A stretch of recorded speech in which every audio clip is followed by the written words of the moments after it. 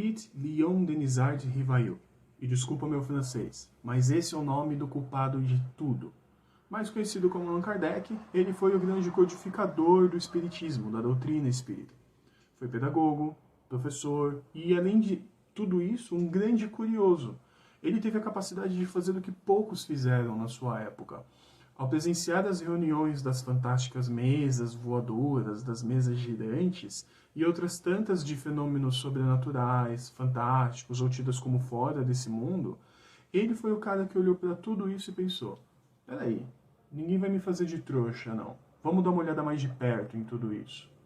E depois de muitos anos de trabalho, estudo, pesquisa e muito provavelmente noites e noites sem dormir, Kardec, o codificador do Espiritismo, nos apresenta em abril de 1857 a primeira obra resultante de todo o seu trabalho, que é o tão famoso e conhecido Livro dos Espíritos. Com a data oficial de lançamento em 18 de abril de 1857, ele foi só o primeiro de alguns outros que viriam e completariam o que a gente hoje chama de Pentateuco Espírita, ou seja, os 5 livros iniciais da doutrina. Então, fazem parte do Pentateuco o Livro dos Médiuns, lançado em 1861, o Evangelho segundo o Espiritismo, em 1864, o Céu e o Inferno, em 1865, e a Gênese, em 1868, fechando todo esse ciclo.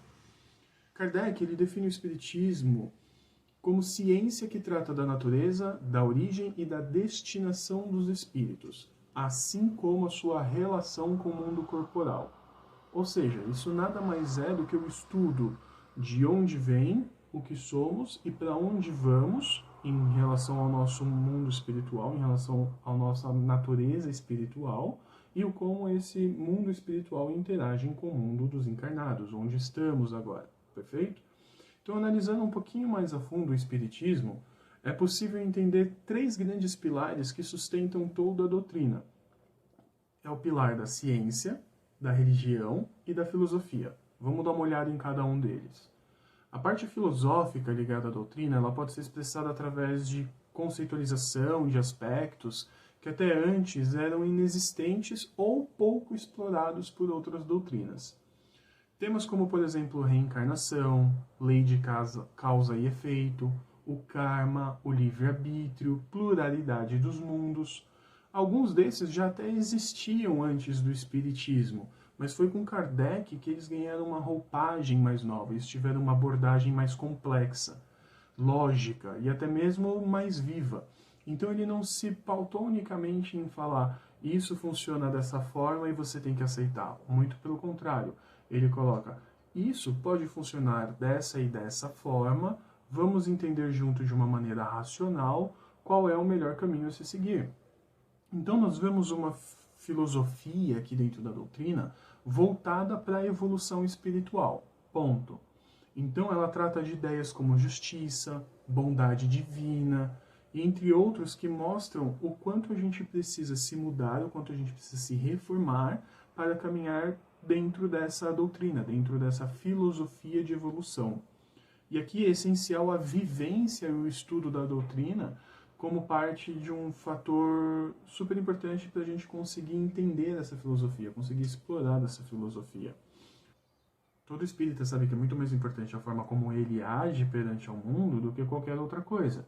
Então essa filosofia é uma filosofia a ser vivenciada, para que ela possa ser compreendida da melhor maneira possível. Já falando da parte de religião, do nosso pilar religioso, é preciso distinguir alguns aspectos importantes aqui. Quando pensamos em religião, no seu conceito mais clássico, é muito comum já vir à nossa mente templos, sacerdotes, ritos, imagens, etc. Sobre esse aspecto, o Espiritismo não é uma religião. A proposta espírita é de ser uma religião interior, algo que você internaliza, marcado pelo sentimento de fé, e esse sentimento de fé acaba proporcionando o homem a sua evolução, certo? Então, como que ela proporciona essa evolução? Quando você sente essa fé, esse lado religioso, isso te liga, te traz uma aproximação a Deus, o Criador de tudo, e às suas leis. Então, através disso, você consegue o seu caminhar e o seu modo de pensar. Então, se a gente considerar tudo isso, atos exteriores, eles simplesmente perdem o seu significado. Vale muito mais a sua reforma íntima, o que você está fazendo para você mesmo, os seus atos, o seu modo de viver com as outras pessoas, o seu modo de encarar o mundo à sua frente, do que qualquer outra coisa. Então não importa se você vai no mega templo, não importa a roupa que você está vestindo, importa a pessoa que você é. É a chamada reforma íntima. Você está sempre em constante evolução, procurando se melhorar cada vez mais. Então, como disse o próprio Emmanuel, que é um dos grandes nomes espíritas, a religião é um sentimento divino que prende o homem ao Criador. É esse o pilar dentro do espiritismo da religião, ok? Já o nosso último pilar, que é o pilar da ciência, ele é parte integrante e fundamental dentro da doutrina, pois é esse pilar que comprova e esclarece os fenômenos espirituais que muitas vezes a gente erroneamente acaba tendo como algo sobrenatural. Então vamos lá, para o espírita, o sobrenatural, o fora desse mundo e todos esses outros nomes, ele simplesmente não existe. O que existe são coisas que ainda não foram explicadas, mas por uma falta de conhecimento, de uma ciência mais avançada. Então tudo que a gente precisa fazer é justamente ir atrás de tudo isso e buscar uma razão lógica por trás daquele fenômeno. Afinal de contas, se a gente está falando da ação de espíritos, a gente está falando da ação de princípios inteligentes por trás daquele dado fenômeno. Então, se você não foi capaz de compreender tudo isso, é porque você ainda precisa estudar mais e entender melhor. Perfeito? Os estudos e as pesquisas levam o homem a uma fé racional.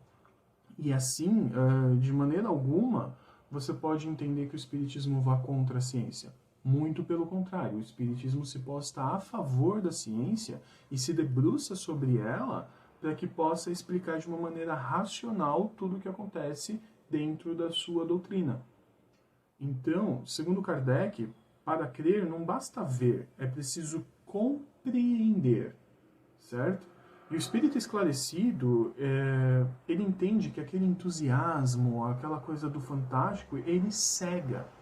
Então a gente tem que lutar contra isso.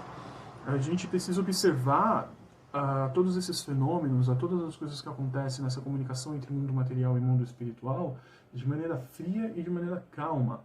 E sempre buscando não ser vítima de ilusões. Porque a fé cega, ela destrói uma das mais preciosas, as duas mais preciosas faculdades do homem. O raciocínio e o livre-arbítrio. Esses são os três grandes pilares do Espiritismo e é a base com a qual ele funciona. Então percebemos que o objetivo maior do Espiritismo aqui é guiar o homem dentro da sua evolução espiritual. De que maneira? Trilhando caminhos de moral, sabedoria, fé e ainda mais destacadamente, de uma maneira mais sob a luz, o próprio amor. Porque dentro do amor está embutido tudo isso. Perfeito? E para finalizar, então, com uma frase do próprio Kardec, que eu gosto muito, inclusive, ele diz que não há fé inabalável senão aquela que possa encarar face a face a razão em todas as épocas da humanidade. Então, muito obrigado por ter assistido o nosso vídeo. Se você gostou, por favor, deixa o seu like aqui, deixa o seu comentário no que a gente pode melhorar ou sugestões de temas que você queira ver aqui nos nossos vídeos. E também não se esqueça de se inscrever no nosso canal, é muito importante isso pra gente, ok? Muito obrigado e até o próximo.